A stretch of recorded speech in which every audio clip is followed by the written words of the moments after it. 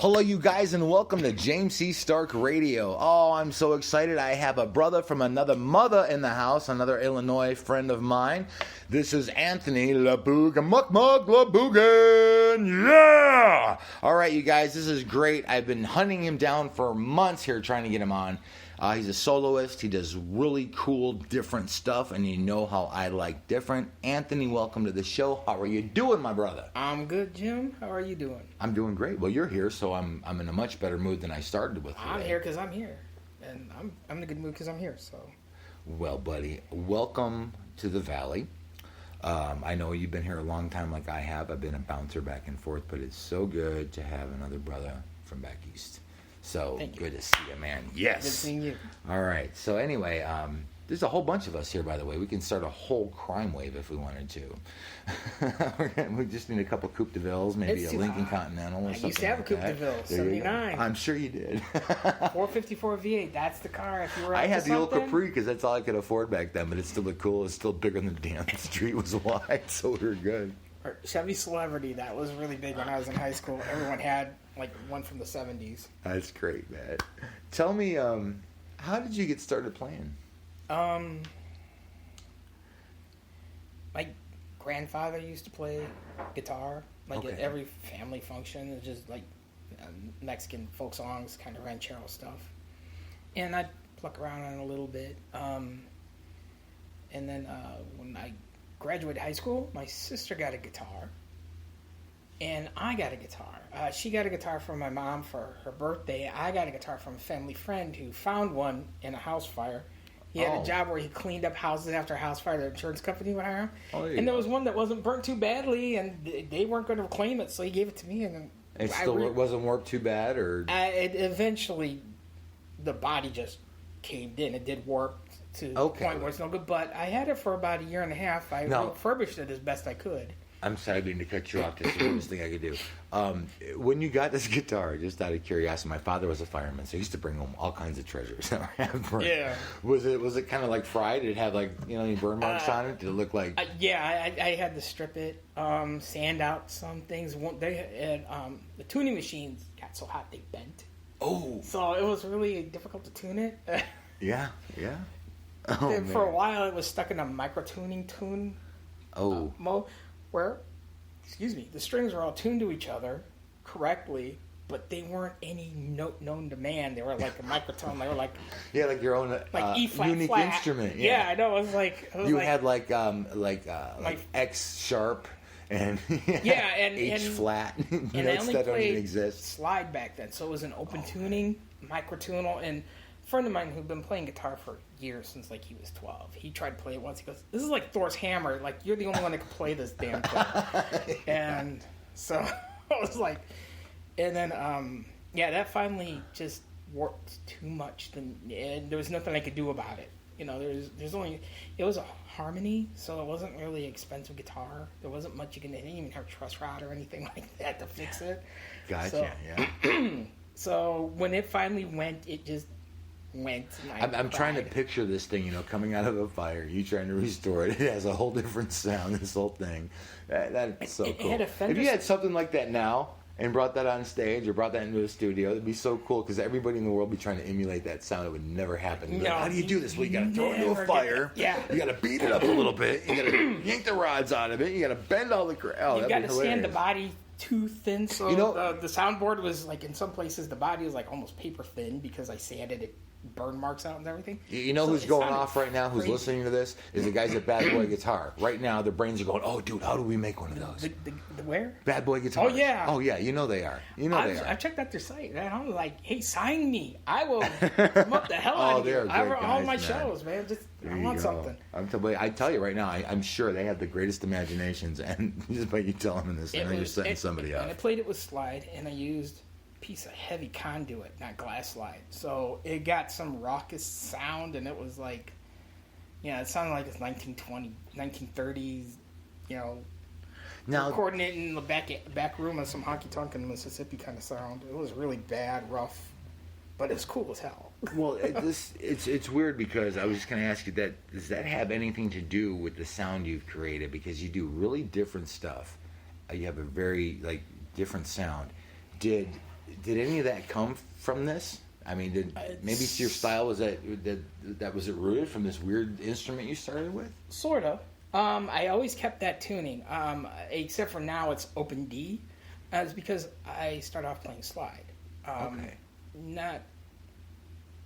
My musical development was not kind of like, this is what I want to be, and I worked my way up to being like, the next Jimmy Page or Hendrix or Satriani or anything like that.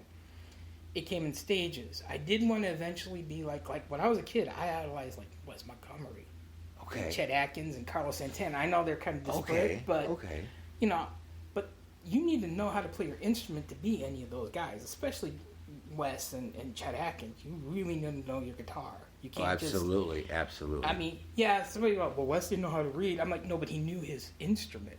He studied it. It doesn't matter if you read music or not. Yeah, if you pick it up, your ear's going to do one thing, your imagination's going to do something, your dexterity of your hands, everything else, it all has a factor. So, but you sometimes get the people who are like, I don't need to study my instrument because these guys didn't know how to read. I'm like, no, they studied their instrument.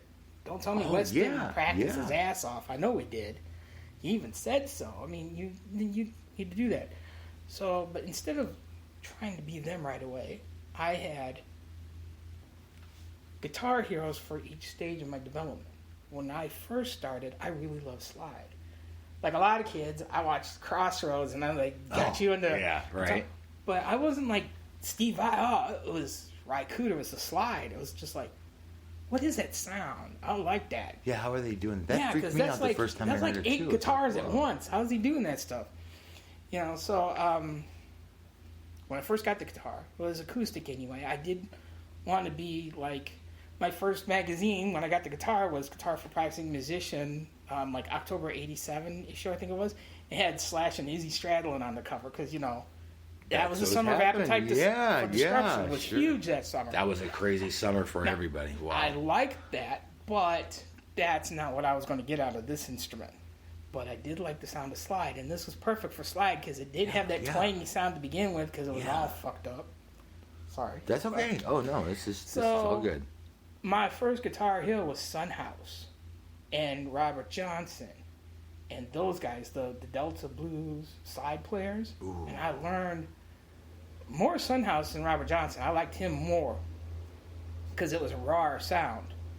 It was just raucous. I know I used that. I feel it. I'm getting goosebumps. And look at that. I'm getting goosebumps thinking about that. I love that stuff. I started with that, and I played slide for about 3 years and got real good on slide.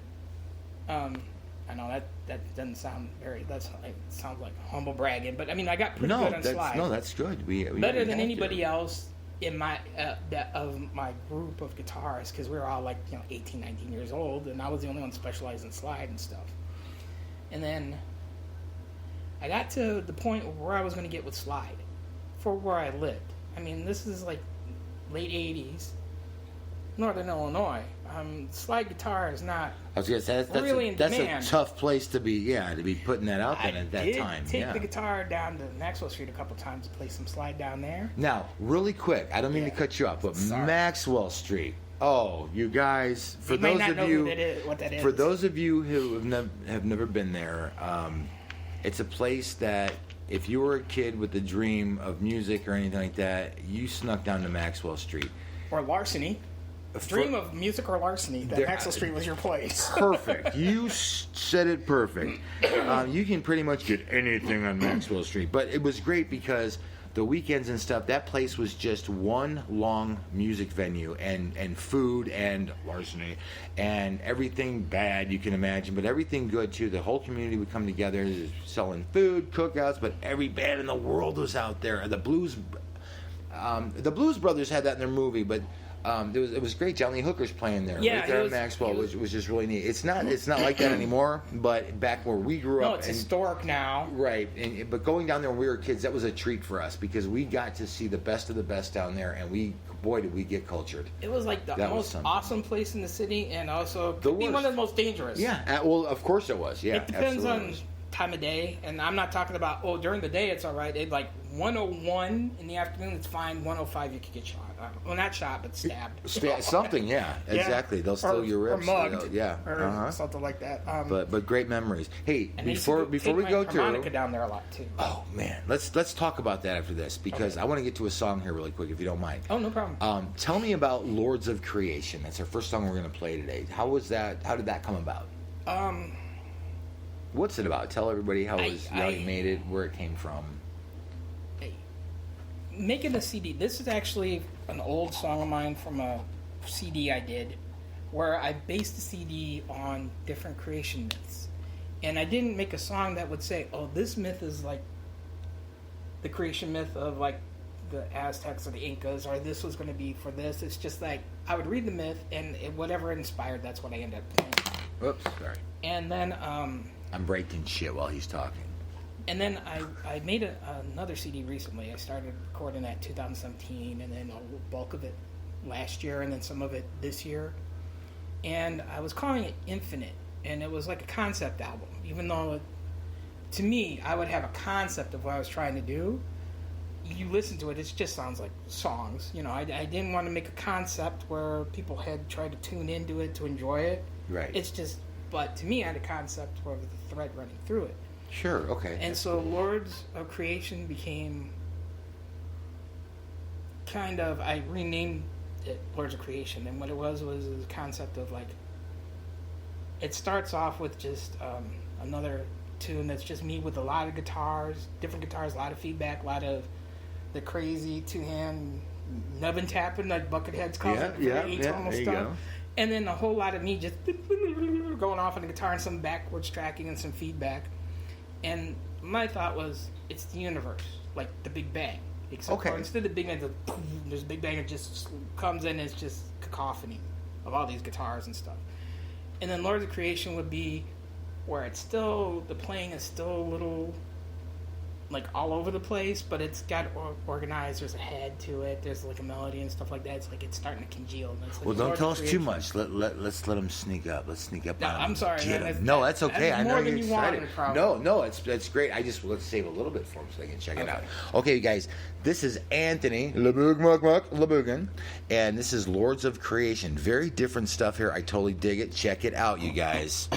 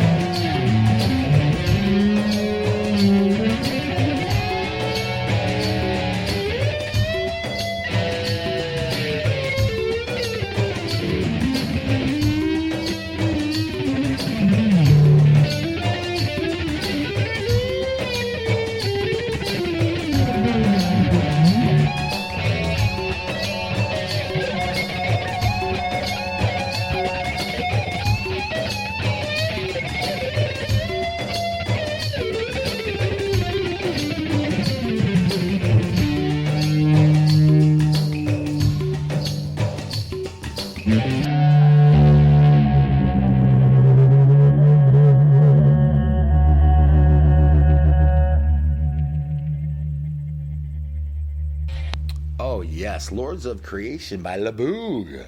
Anthony Lebuguen. Now, you guys know I dig this off-the-wall weird stuff. I like everything, but man, that was really cool, dude.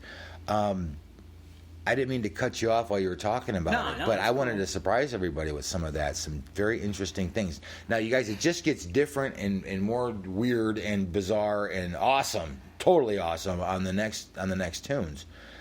It's really cool. Before we get into that, though, I got a couple more questions for you. Absolutely.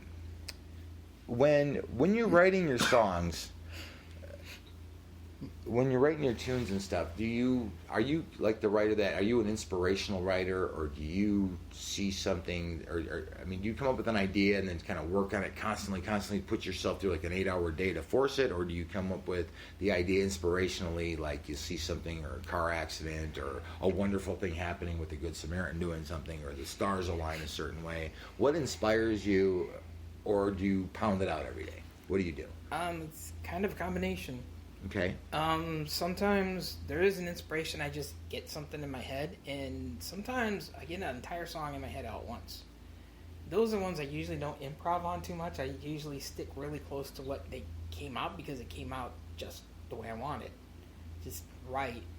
And then sometimes there's some inspiration for an idea, but I got to work at it. You know, I'm like, I'll play it on the guitar a little bit, go down different avenues to find out, you know, sometimes what I'll do is I'll go down like 5 or 6 different streets and find out which ones work together. Okay. And the ones that don't work together, I check them to see if maybe they're a different song. Whereas sometimes I come up with like 2 different songs.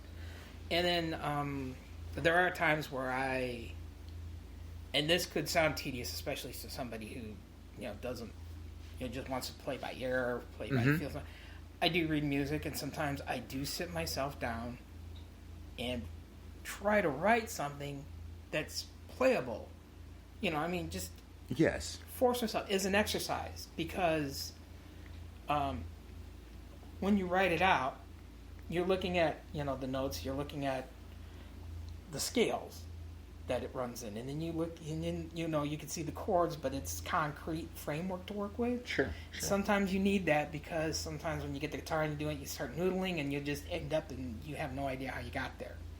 Right. So sometimes I do like to write it down, but most of the time it comes from just practice, playing it. Then I hear a couple notes together, I'm like, and that'll inspire me. Sometimes I like the sound. Yeah, you'll hear that sound, and it's like, ooh, that feels so good. And yeah, you feel that. Sometimes I'm just having a good day where I'm just sitting there, and I'm like, and it just comes, you just hear it in your head over and over again, so you finally have to play it on guitar. I have actually written songs like that from a dream. Well, sure. I played it in a dream, and I wrote it down in the dream, and I remembered how the notes went, and I played it. I was in a band called Eclipse, excuse me. That one was called Eclipse, and we were kind of a jazz, but a little fusion and some blues and some funk mixed in, and I played that, and me and our keyboardist at the time, Tabron Baker, who used to live here, and now he lives in San Antonio. Shout out. How you doing, brother? Shout out to Brown. But he's got family still here, JB and Dwayne. They were in the band too. And we both worked it out. I worked out most of the song and the melody from that dream, and then he added a bridge that came from another song he wrote, but I guess he didn't do much with the song at all, but he liked the bridge, so we put that in, and we had a really nice tune. Good deal. Can't remember how his part went, so I can't re-record it or anything like that. What do you have? What do you have coming up in the future here? What are some of your goals immediately here? Are we working on some new music, album, shows? I know we have a show coming up. We're going to talk about in just a second. Yeah, and there's another show I'm trying to get set up that I postponed. It was from earlier this year, but I had some family issues, so I postponed the show. It's going to be at the Soul Center in Mesa. But I got to get hold of them to find out, you know, one good, clear date on their calendar and stuff like that. But when you find out, let us know so we can let everybody know. That would be great. I want to play out more often. I had not played in public for like 10 years until last year. We were just talking about Guy on the Couch Productions. Yeah. Oh, yeah. Yeah, boss. I played. How you doing, boss?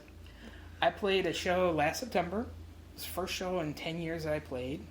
And the first one here in this state in like 15 years that I played probably at Club Red. Yeah. And then I played another show at Club Red in December.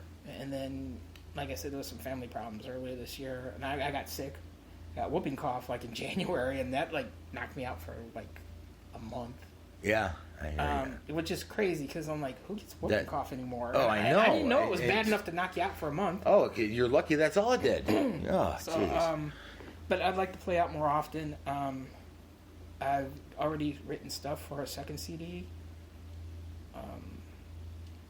I'm about halfway through. I got the material for about half of the second CD so far. I want to that's gonna be finish a fun that one up to by hear. the end of the year. When everybody gets through this list, we still have about 3 more for you to play today, and then you're gonna be coming up with some new stuff. I'm really excited because this stuff is really bizarre. Really quick, I don't mean to cut you off. On a side note, guys, Club Red, shouting out to Club Red. I've been getting a lot of mail, guys. I'm only the messenger here, but I would ask you guys something. If I'm getting a lot of mail. It's a lot of fans asking me if I can ask you guys to please figure out a way to get us in the door a little faster because it's taken a long time to get those long lines in there. Yeah. And I know you guys got Dwan and security and everything, but maybe we can open those doors about an hour earlier and help us get in there because I know a lot of the shows, especially when you're double booked on both rooms, a lot of people are missing a lot of the shows.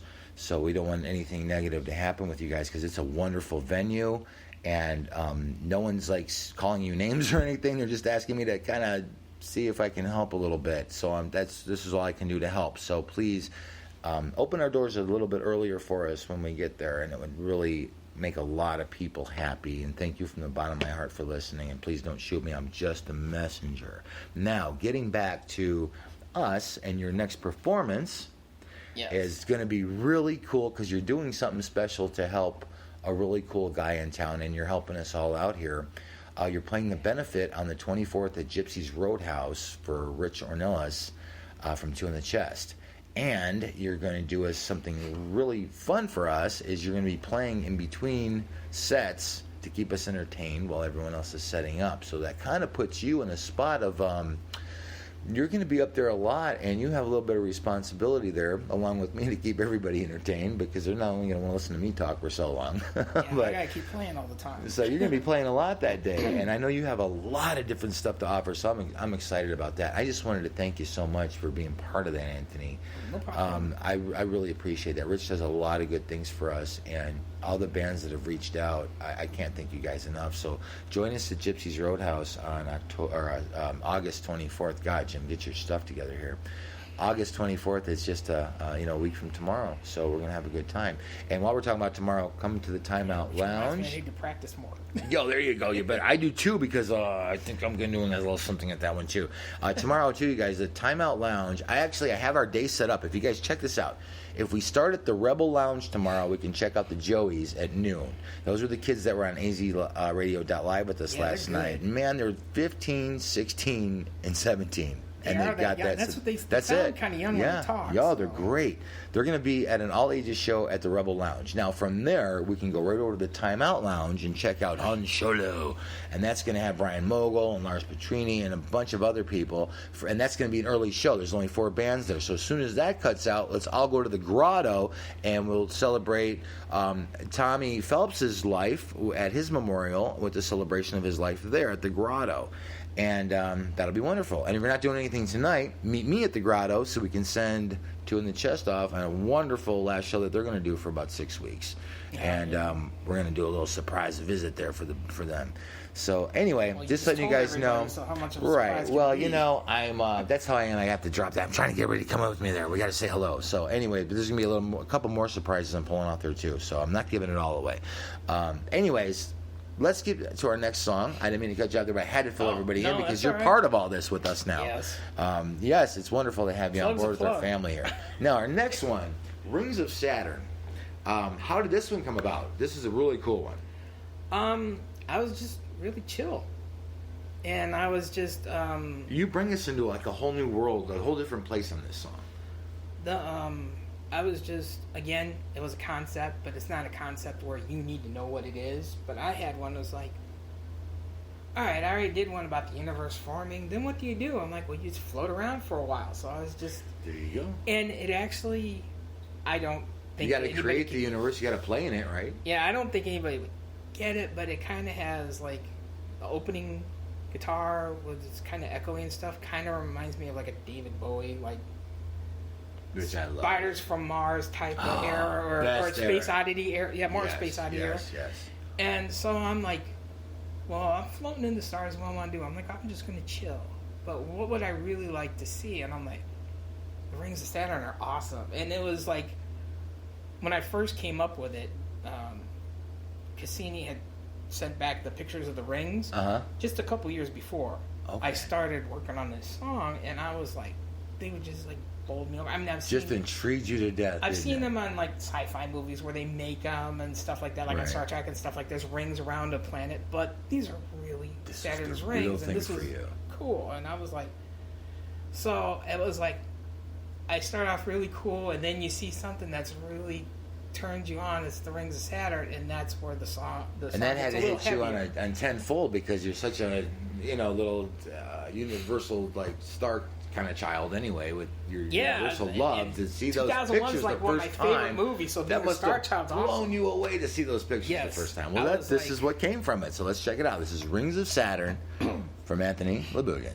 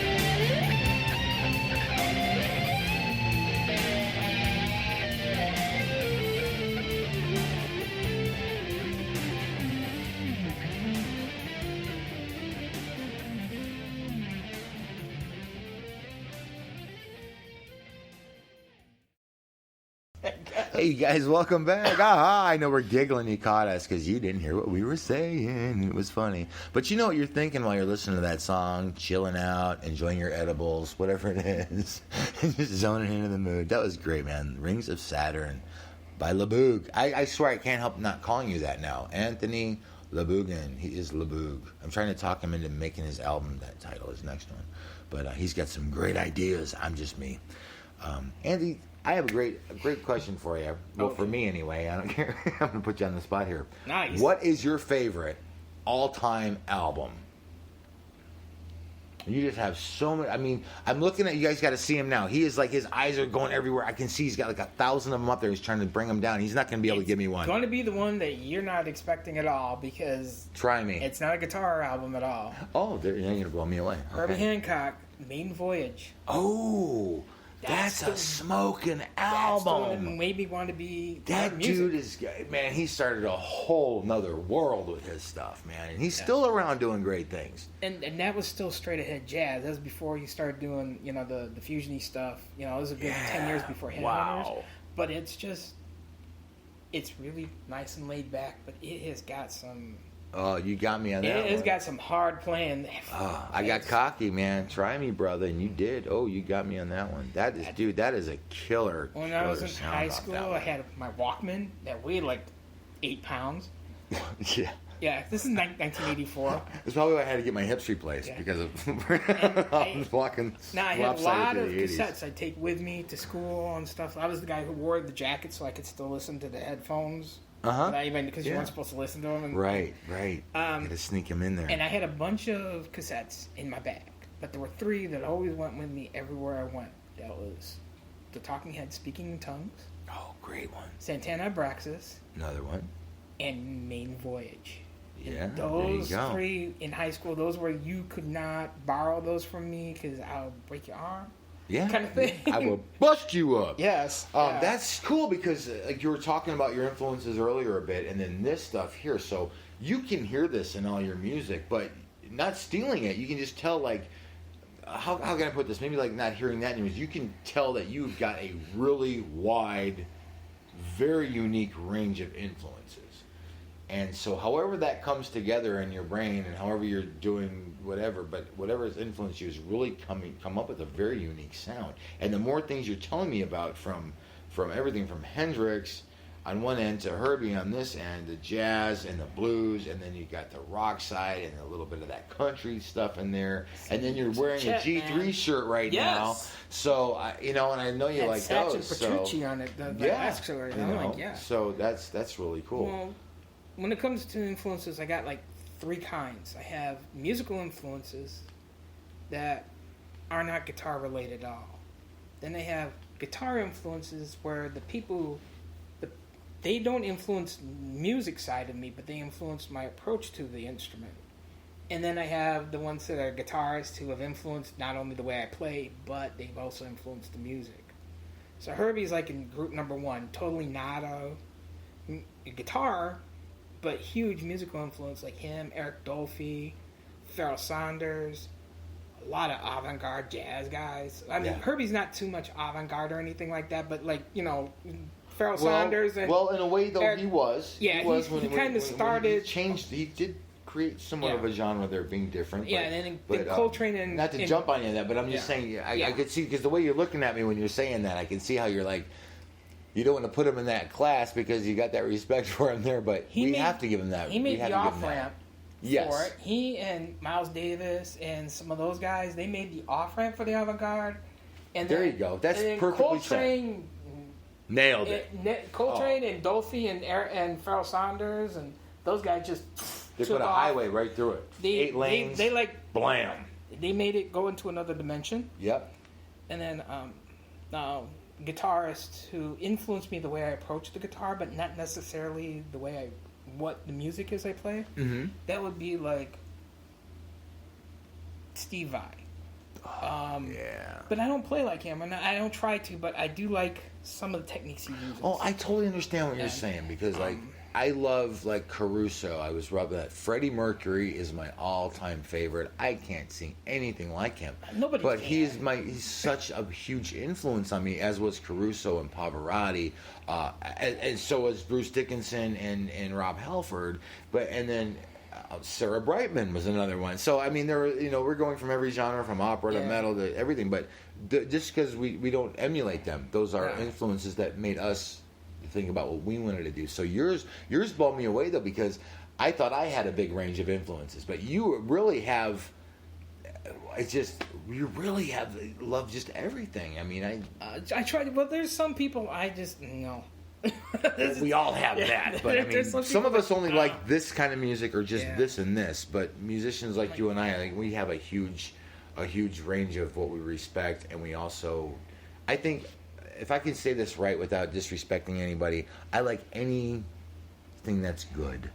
And to me, though, that's just my opinion, what I think is good. If it's making me feel good, making me dance, giving me a memory, doing this and that, I don't like the things, the negativity in certain genres. I'll just leave it right there. Like, one of my musical influences, not for guitar-wise, even though I play guitar, and then my guitar playing has nothing to do with this Public Image Limited. Oh, yeah. PIL? Yeah. Yes. It's just like, they're awesome. I mean, look where those guys come from, too. Yeah, I know. Come on. But I didn't really like the Sex Pistols at all. See, I dug them. But I like Rotten Stuff on His Own. With Public. Oh, yeah. I didn't like their attitudes. But, back then, though, when we were kids, it was funny to see someone do that. But I think he was just obnoxious when he was doing stuff like that. Well, he wasn't as bad as Sid Vicious was. Well, right. I mean, for one thing, Sid didn't even know where he was half the time. I mean, come on, let's think about it. Ron has musical But talent. Ron had a lot of stuff in there. I know. I just lost some people are like, like Sid Vicious. I'm like, dude, kill this guy. No. Because there's the thing. Sid, in my opinion, I think is just. I don't think Sid even know where he was half the time. You know what I mean? And he was just up there. Johnny gave him a great opportunity. Sid just was a kid in a candy store and didn't know how to handle it. He didn't have any guidance. Johnny tried, Yeah. Johnny's still here. He's done a lot of great things. And he's, I just like the fact that he stuck it to the man way back in the day. But he just did it. So, he was a child trying to do his thing. I think looking at Johnny as being your guiding hand, that's problem number one. Well, there you go. There you go. Yeah, absolutely. Like, why would you do that to yourself? But if you think that's all he had, hey, it could have been worse. It could have been worse, But Johnny Stiller doing great things. But who knows? He's his own thing. I'll just leave it at that. I'm not worshiping him at all. But I'm just saying I have to give it to him for being the guy to not worry about what everybody thinks about you and just doing your own thing. He is pretty cool. I did write to him back in the 90s. He had a label. Yeah. And I actually sent him a demo, like a 3-song demo. And he actually wrote back. He's like, sorry, but what do you want me to do with this? Yeah, right? His whole attitude. Yeah, what do you want me to do? It was like the embryonic version of what you're hearing today. Because it's like, 25 years ago. Something like that. Or more than 25 years ago now I think about it. But, I mean, it was kind of like metal world music with some, weird scale I learned off of and when we were young, man, I sent my music to everybody, and I got some things like, what do you think? Like, what am I supposed to? Even if I got a response, you know what I mean? I must have sent out 20 or 30 demos one summer, like in the span of like 3 weeks. Me and my little Tascam 4 track. Yeah, the gray one with like the orange outline knobs. And they kept breaking down. I kept having to fix it, but every time I fixed it, the speed would be a little off. So I'd have, and they did have a little variac kind of thing for the speed, and I had to play around to try to find it. And then they had 2 tape decks from Radio Shack. There you go. So when and that was realistic, I think was their realistic. I mixed everything down. Lasted for 10 minutes, and that was from those 4 tracks onto one thing, and then I would have 4 tracks there, and then I'd start with a whole new 4 tracks. I'd ping it till I got like about 12 tracks, and it would take creative. A week to do one song doing that. And I was like, I'm having memories and flashbacks. I can picture you doing that because I did the same thing. We had to get so creative to make that work. You're in the closet trying to get this sound. You got pillows over things, anything to get that hiss to go And my away. amp would start picking up things from like Guam. Well, radio station. They built out air traffic control station out by my house, and I was picking up stuff, and I'm like, oh crap! And I had this old amp that I inherited from a friend of mine. Start a pilot. Yeah, and I'd have to put that in the bathroom. You got better. I bet you had a greater reverb in the bathroom. I had to be careful because I had to put it in the shower stall in my bathroom. I had my own bathroom at this point in time, so that's good because then I didn't have to worry about like my sisters getting all mad and everything. But I'd be in the bathroom recording. What are you doing in there? I would have to sit out in my room because the bathroom was off my room. There wasn't enough room for me and my amp in the bathroom. So I'd sit out in my room and I'd play, and I'd hear, and I couldn't hit earphones because it wouldn't stretch all the way, so the whole house would hear it. And I was like, "Oh, wow, this is great." Are you guys getting this visual? I got great sound from recording in the bathroom. Now check it out. He's got the toilet seats down. He's sitting on there. He's got like 1 foot over by the sink. I'm sitting in my room. I can't even sit in the toilet. Oh, you can't even get in there. So you got the amp in the bathroom, and you're in the amp's bathroom. in there. Oh, this is great. The mic stand's in there. The 4-track's in there. I'm sitting on my bed, and I had a water bed, so I'm trying to like. Oh, so now you're gliding on top. Yeah, oh, dude, this is even better. Oh man. Oh, it was this is a video. I see a video here. It was a pain in the ass to record back then. People are like, kids today are complaining. I'm like, it's so much effort to record, and I'm like, you have no idea. Oh, are you serious? I just plug it into your computer now and hit. Oh, these kids have no idea. I started off with a real. Back in the day, we had to walk uphill both ways to the recording studio in the snow. I started off with a reel-to-reel 2-track, and I'd have to bounce those 2 tracks to a realistic tape deck and then feed that back in. So it took until my dog chewed the power cord off of it. And this thing was from 1962, so guess what? I can't replace anything that the dog ruined on it. So it's like, oh crap. Oh man, I'm telling you, kids, you don't know how lucky you are. When your parents tell you, you have no idea. That's not the only thing you have no idea with. Yes, this recording is such a different world Try to now. record when you're fighting feedback for 5 minutes. Yeah, that's insane. Because you can't stand anywhere in the room with feedback. One time I had to get an extra long cord because I had to stand out in the family room to record. Again, so it wouldn't feedback from my pickups because I had the amp's in the neighbor's bathroom at this point. He's in the other neighbor's bathroom. Everything's running out through a motorhome in the street. I know, it's crazy. Well, I borrowed a friend's guitar. He had a Hondo 2 Les Paul copy with some P90s. And those were very hot pickups, and you just looked at them and they fed back. Yeah. And gosh, I remember the guitar players when we were kids. Like the first guitar player I was playing had a Hondo. And most of our songs were just, okay, whatever note the feedback came into was what the bass player played with. Any guitar I've ever played. They just were crazy. Let's get to another song here. Sorry about that. No, this is great. I love rambling. The problem is, you guys, is you have 2 boys from back east in the same room. And when we get together, we just don't shut up. It's like those little old ladies coffee clutching on Sunday morning. Yeah, everyone's like... This is Mr. and Mr. Kravitz instead of Mrs. Kravitz and her friend. Oh. All right, I'm going to see if I can say this correctly. And yeah, see, already I'm killing us here. Lenny, yeah. But Internacion. Internacion. What does this song mean? What does that title mean? Is it made up, or is that a real word? It means like confrontation. Confrontation, Internacion. That's a new one for me. I'm like a thesaurus junkie. I never heard that one. I'm watching Channel 8. That's PBS out here in Phoenix. WTTW, Channel 11 Chicago. Yep, boom. And they had a documentary about... Well, not really war. It was more about like the space race or something like that, and they were showing missiles because that's essentially what the space race is all about. It's like who would make the best missiles. Okay. But then we'll put people on top of it for PR reasons, Sure. And why do they shape them that way? That's a whole other story. Yeah. So anyway, they're launching these missiles, and I'm watching like A-bomb tests and stuff, and I'm like, it's a confrontation. It's a soundtrack for a war, That's basically it. It's we'll to CNN for next season because something's going to happen next year. Because as soon as we're done with this one, it's not soundtrack for like leading up to the war or anything. No, it's a soundtrack of like during. Shit's about to hit the fan, and then it hits the fan from 0 to 60 in like 0.6 seconds, and then it just goes. It's stupid after that. Yeah. Actually, it's me just going off on the guitar. Like, let's just check it out. Then. All right, you guys, here we go. And you say it. Internacion. From the BOOG, Anthony Lebuguen. Check it out, you guys.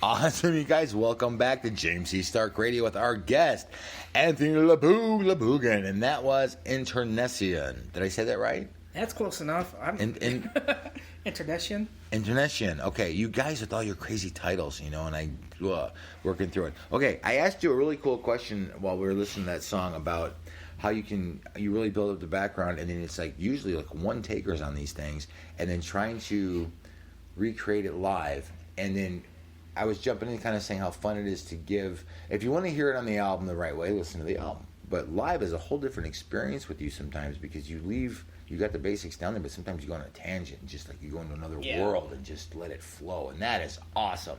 How does that feel when you get up there? Do you like go into that zone? I mean, I know you start with the riff and you can play it in your sleep, but I know you like to just, is it something you're feeling with the audience? Is it something you're feeling alone, something you're feeling together? Is it just a moment that takes you into a different world sometimes? You'll kind of take off and change it and bring it up. And I got a weird answer for that. I always felt like the stage, no matter how packed the club is, and it's not always packed. Oh, well, we know. Sometimes you're playing like this. You're playing in front of 2 people or 2,000, act like you're playing in front of 100,000. A freaking barn, and there's 3 people, and one of them works here.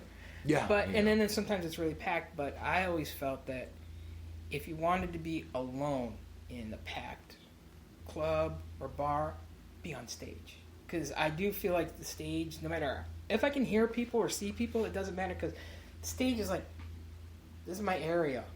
Yeah. You can say whatever you want out there, but I'm here. And it's not just like, I'm here, you need to listen to me. I'm like, I'm here, this is my area, so nothing's bothering me. So are you in kind of like if I understand this right, so we can put this perspective. Yeah, you get up there, right. It doesn't matter. There's 2 people or 1 million people. You're there alone. Yeah. That's what I mean. It's my space. You're there alone. You're giving them that show and stuff, but your mindset is that you're in your own little world. It doesn't matter who's watching, who's listening, nothing. You're in your own zone, and you're in that little bubble up there, and you're just in your own little world, letting all this soul out of you, and letting all that heart and your whole insides, and just boom. Am I hearing that right? Yeah, it's like P.T. Barnum pulling back the curtain, like, check this out. There you go. That's how I feel when I'm on stage. So, you're like, check it out, but you're still kind of, you're in your own bubble, though. Yeah, it's like, that's what I mean. Like, they really don't, like, the crowd's there, but that's not, you're bringing them into your world instead of forcing your world into them.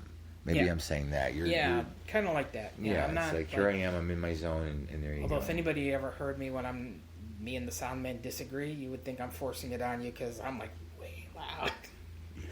Well. And sometimes you get a sound man who's like, sets the levels, and then goes to the bar. And then you start playing, and it's like... Right, and sorry, it's okay, because we hear a lot about sound men, and let me just put something in perspective.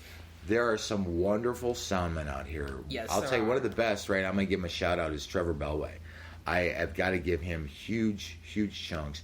And there's my buddy that I keep running into at the Grotto and at Club Red, and dude, I'm so sorry. Oh, man, I want to say his name's Darren, but I could be totally wrong. But when I see him again, I'm going to definitely get his name down, because he pulls off some crap live that nobody does. And there's a lot of soundmen out there that are trying and still learning. I got to give them credit. But you guys have to understand, when you're behind that board, you're up there with the band. I mean, your sound is making or breaking them. And these guys definitely respect you and everything else. And if you guys can work together, everything works. But don't get pissed off at the sound man.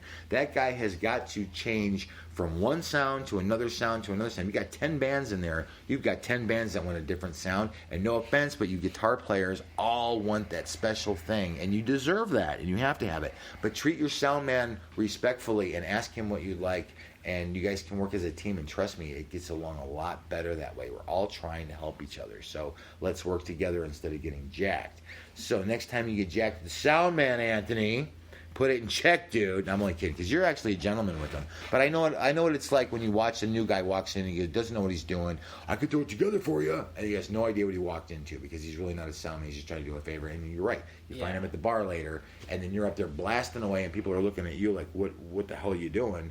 And you're trying to signal your sound man, but there's no sound man there. So the guys that I've been working with lately, I got to tell you, 100%. I just don't know everybody's names perfect. But when I do, I'm blasting them everywhere, because they are the bomb of this scene. All right. I don't want to be ungracious, but that one guy, I actually had to stop playing and like, hey, you. Yeah. In the mic, I'm like, yeah.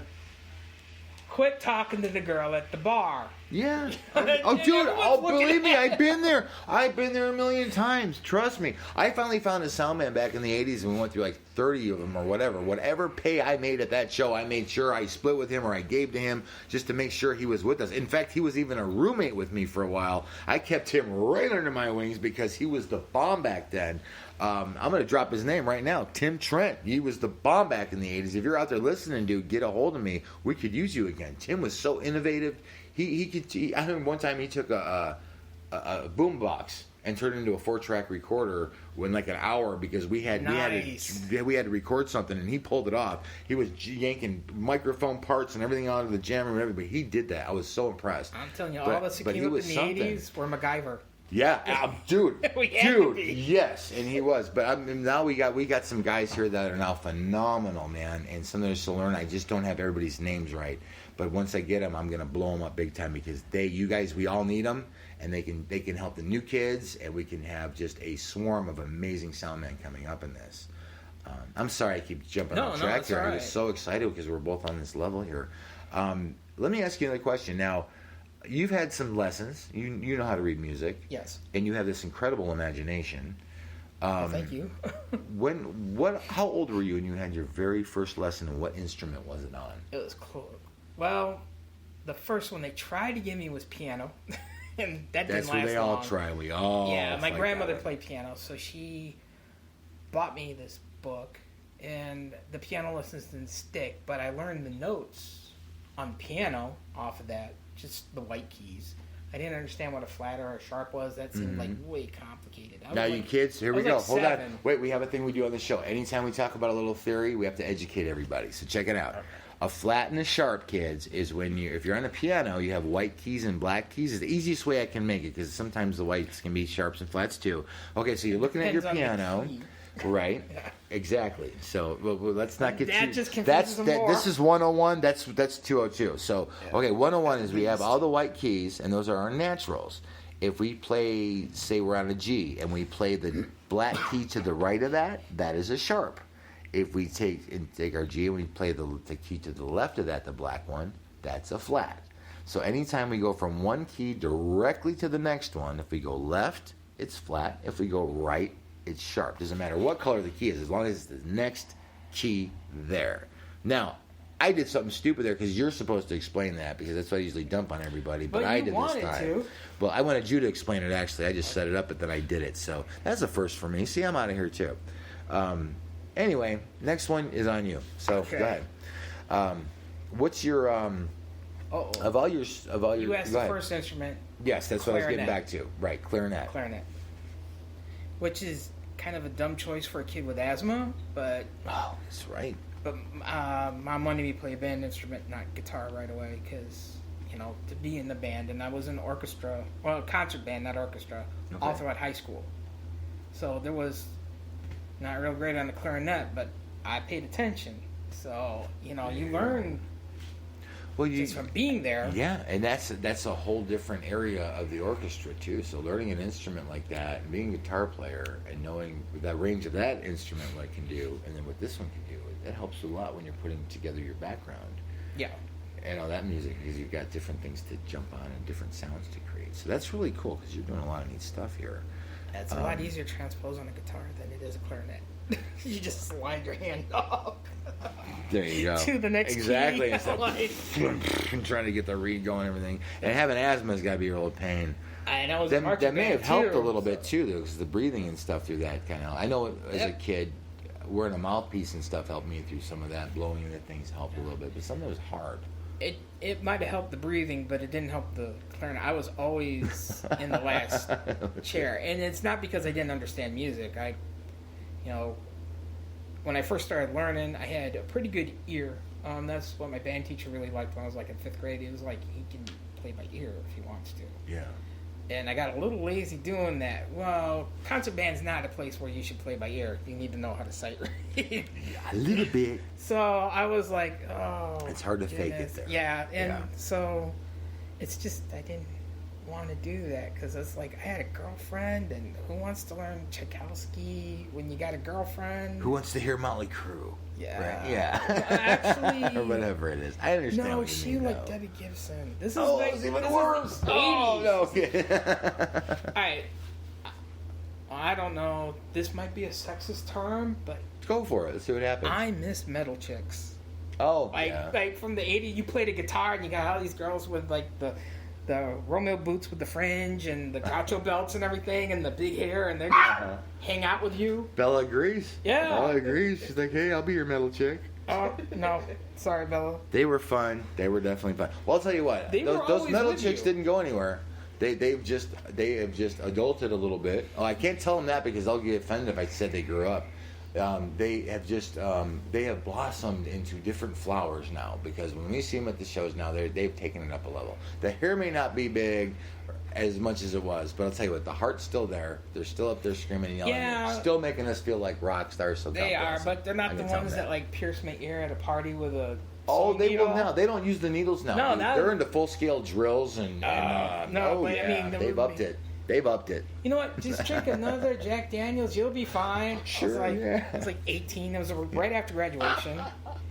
And sterilized it with a big lighter, rubbed some ice on me, and it didn't go through. It went like in, and then I thought it would just go through. It made a crunching sound, like somebody walking on gravel. Oh, yeah. And that got so infected, my girlfriend found out. She's like, my dad already hates you. I'm like, there you go. So now I'm just gonna really piss him off. I'm like, you let your hair grow long and everything. What's wrong with you? I'm like, I got a guitar now. Oh my God, you're killing me now. My first ear piercing came from 3 of those girls that had to hold me down in that damn chair in a kitchen after a show. I was sitting on a toilet in a bathroom at a party. It was a bass player's girlfriend. It's always a bass player's girlfriend. Something like that. Oh, these were great. I remember, I got to give a friend a shout out. Lisa DeLeon, if you're listening, you were involved in this because you were pinning me down to the chair. Our friend Gigi and our friend Julie used ice and an apple, if I remember this, and you guys zapped me twice on the right side. On the left side, I still have them both. So apple? How they put an apple behind there and they stuck it through there with a piercing thing. So... Ha! Suckers. I remember that, and I'm coming after all 3 of you. She didn't even use a sewing needle. It was like a darning needle. It was like no, actually, it was funny. I remember I almost puked, but then I told them all that I loved them, and I hugged them because I was so wasted. It was hilarious. Well, I had my girlfriend at school, the girlfriend that was like Debbie Gibson, had big hair and just wore like, I don't know, preppy stuff. Mm-hmm. And then I had the middle chick girlfriend that she didn't know about. That was the one that was like, you look really hot with an earring. Well, that made the other one happy. Yeah. I shouldn't have said that now. Well, you know what? Oh, she's no, that's the funny part. What's she going to do? Matter. I don't know. When she may just hear this and rage. That son of a... Yeah, the good girlfriend... Well, not good. Well, the goody two-shoe girlfriend was Ginger, and the other one's name was... We're just name dropping everybody. This is a great interview, guys. We're like way out of there today. This is wonderful. I love these kind of things. I think her name was Tina. Well, shit, if it ain't, you're going to know now. I think it was Tina. But yeah, she was just like, you look really hot with it. So they did that, and they had to post. And it was just a regular post that one of them took out of their ears and put on there. Stabs you right in the face. And put in it. And she's like, that doesn't look right because it's just a metal post. So they rummaged around in the garage and found a fish hook and put a fish hook on. Wow. No, the fish hook went through the eye of the fish hook went the post. Okay. Okay, I got it. Oh, I thought they hooked you with a hook. No, I was not drunk enough to think. I was going to say that looks really good for that. Yeah. Yeah, it was like that was. Oh man. Actually, that was after I got back from Mexico. So it was more than a couple weeks after. It was like mid-July that summer, and Slash was like, I think.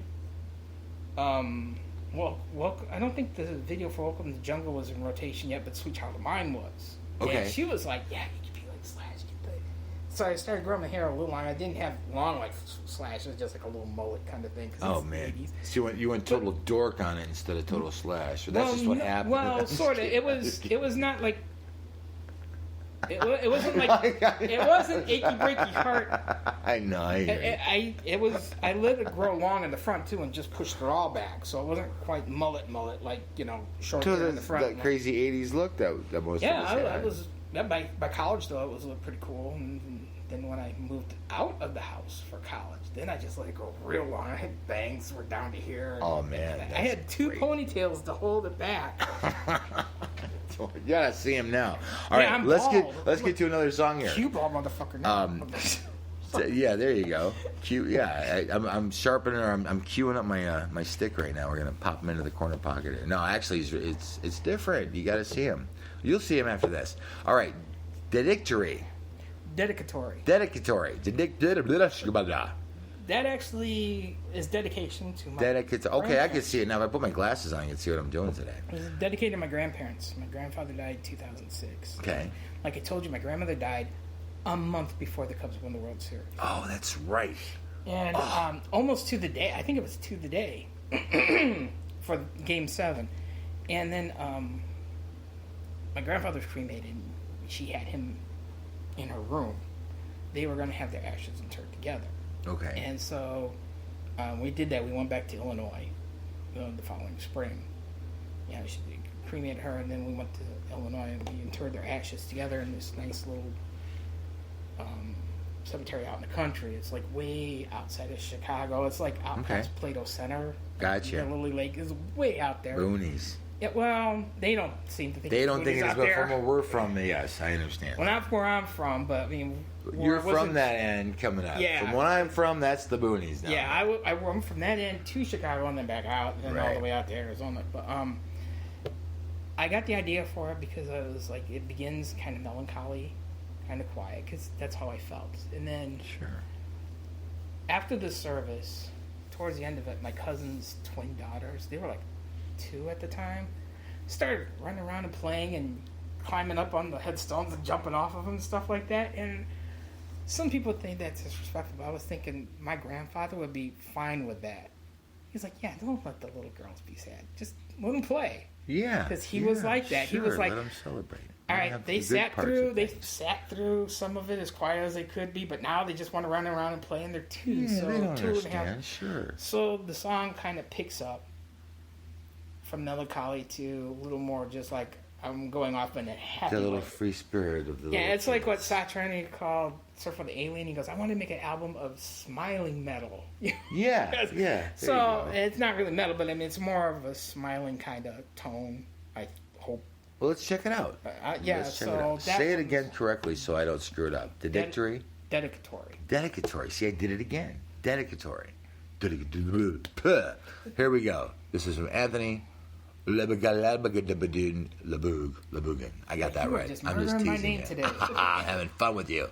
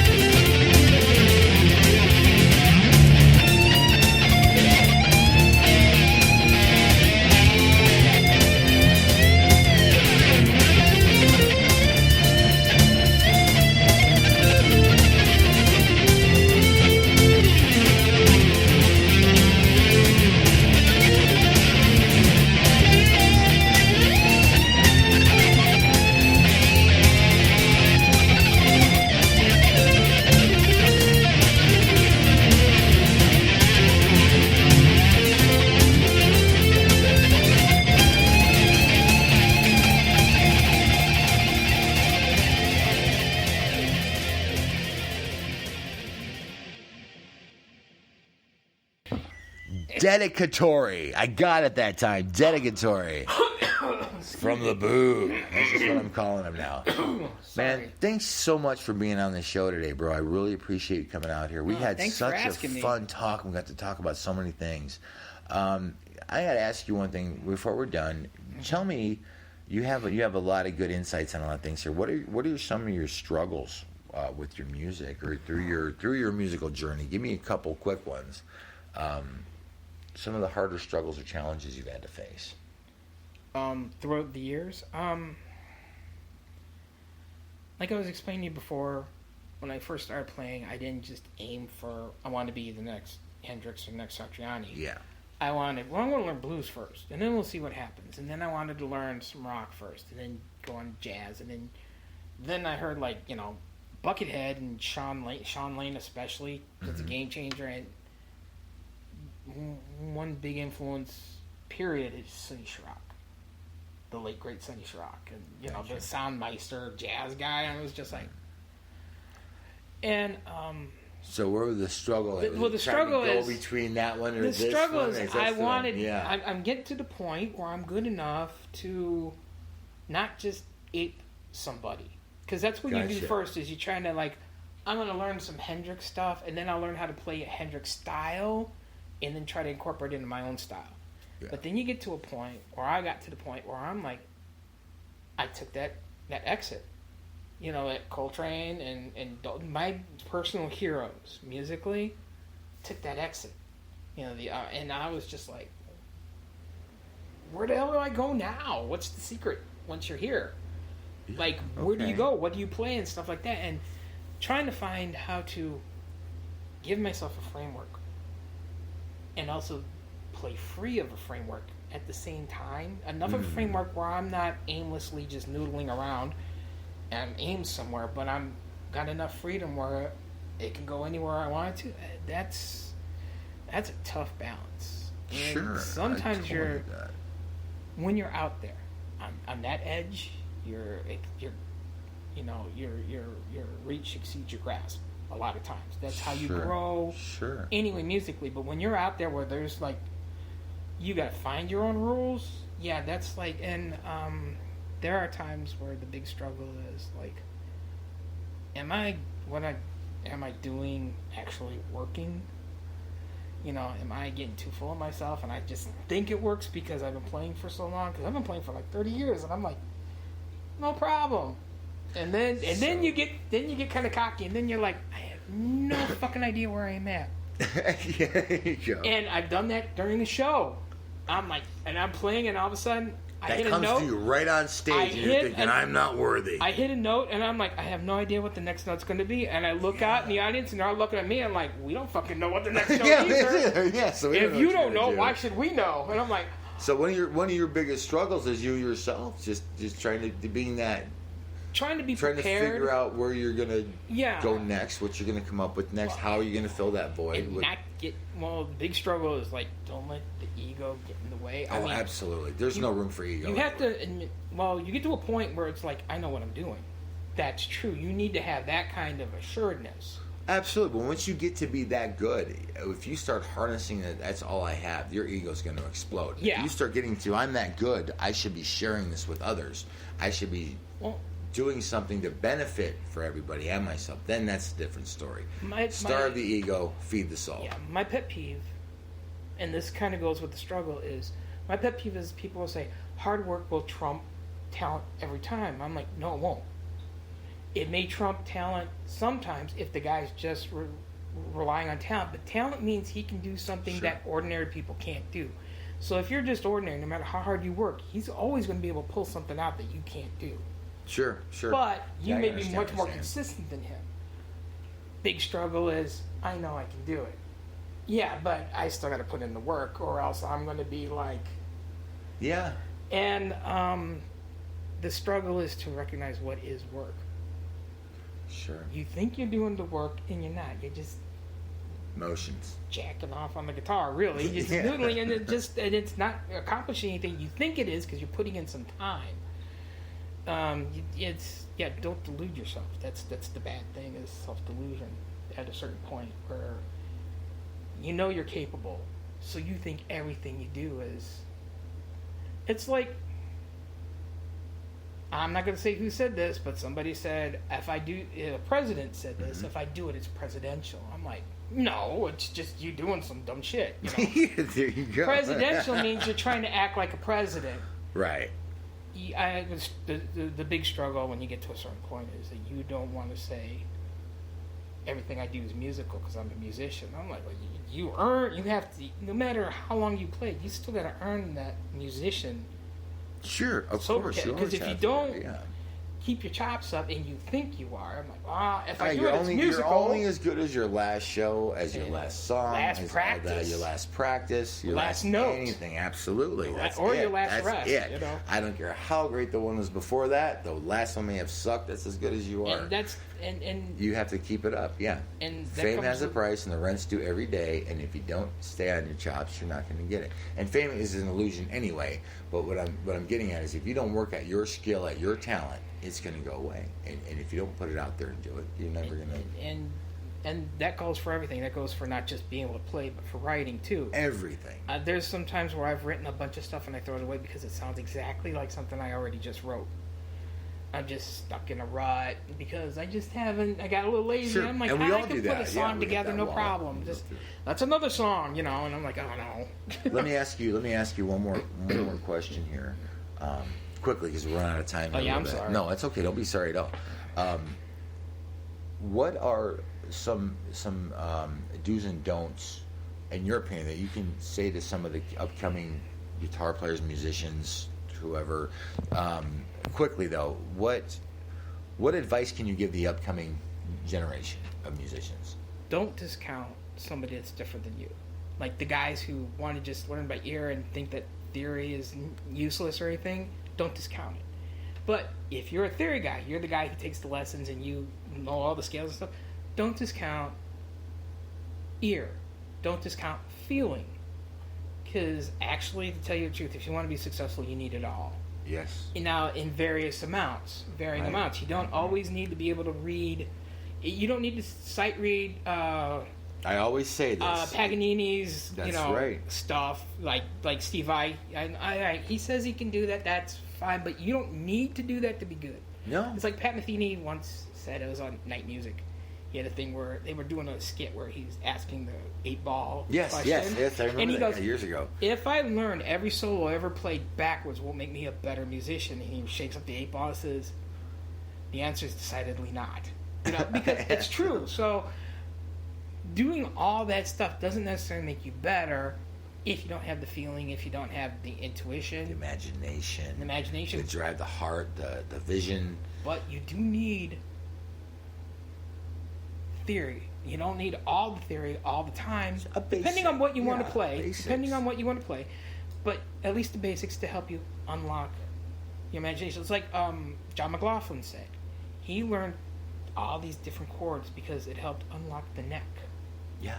So sometimes learning the theory, depending on the stuff you want to play. I mean, if you do want to be the guy to play Paganini's, let's make it really simple. You do need to know how to do it. Let's put it this way: you can be a musician whether you can read music or not. Yeah. If you can do both, that's going to give you a little bit of oomph. But if you have a stylish imagination and a dream, and you have the drive to just do it and learn it yourself, that works too. So they come out of everywhere. When you put all that together, then you have something just even more to offer. And it gives you more. But it's not what am I calling it? It's not, you don't have to do that. It's not like, and what I mean by just play and be happy and let it come from the heart. What I mean by theory too is you don't have to know that stuff by rote either. It's just that you need to pay attention when you play on the guitar. Yeah. Just to have a small understanding. If you just realize that this scale, you don't need to know the notes, but you realize if you play this over these chords, it sounds good. But if you play this over those chords, it sounds even better. And you modulate between the two. You move from one to the other just to give it a little oomph. That's knowing theory, even though you don't know any book stuff. That's what I mean by theory. So, you need to know how everything fits together. And if you practice enough where you know how it fits together, then when you're on that highway, you can take any exit you want. The one I was telling you about. Well said. Very well said. And if you just want to stay on the highway and just play like balls to the wall rock, then that's fine too. It depends on what you want to know. It depends on what you want to play. But I was just telling them, don't discount somebody just because. I play by ear. Oh, well then he's nothing. That doesn't mean anything. Hendrix played by ear. Right. And Wes Montgomery played by ear. Don't ever say they're nothing. No, that's what I say all the time. Right? And the people I play by ear, they play by rote. They're not any good. I'm like, you know who played by rote? Geddy Lee. Now, some people not so crazy about Rush because they didn't improvise a lot, but that doesn't mean that they weren't bad. Geddy Lee dude, they were. That's a bad motherfucker, man. So, you know, I mean, you can't just discount somebody just because they're doing something different than what you want to do. I think a lot of people, especially beginners, feel like because they're beginners, they're a little insecure about what they're doing. They feel like if somebody does things different than them, it's like they're disparaging them. They're saying you don't really count because you just play by ear. And then people get kind of snooty. I'm like, well, you read me. You don't need theory. I'm like, actually, you need both. It's just that it's the extension of what it is. The conversation and the debate could go on for hours. The bottom line is just play. Yeah. Just play. And like I said, even if you play by ear, that doesn't mean that you don't actually use theory. You just that's what we're saying. You don't think of it as theory because it's not book theory, but you learned it anyway. There's still some in there. Yeah. Well, Anthony, we have to definitely do this again very soon because you have tons of stuff to talk about here, and we have to hear more from you. And I can't wait to hear the new stuff. Okay. You guys come check us out. I'll be there too, but come check out Anthony. He's gonna be playing. He's gonna be playing a lot. He's gonna be playing. You're gonna check him in between almost every set on the 24th of August at Gypsy's Roadhouse. I'll be there all night. Absolutely. It's going to be wonderful. And that's for the Richard Nillis benefit concert. So you guys come and see us. Show starts at 8. 24th of August, Gypsy's Roadhouse. And thank you, Scott Rowe, for getting us in there. Anthony, I can't thank you enough for being here. Your insights have been wonderful. Your conversation has been better. You want to take us out of here? Okay. Hey, this is Anthony Boog, Muck Muck, or Iguana Lebuguen. Take your pick. And you are listening to James C. Starke Radio.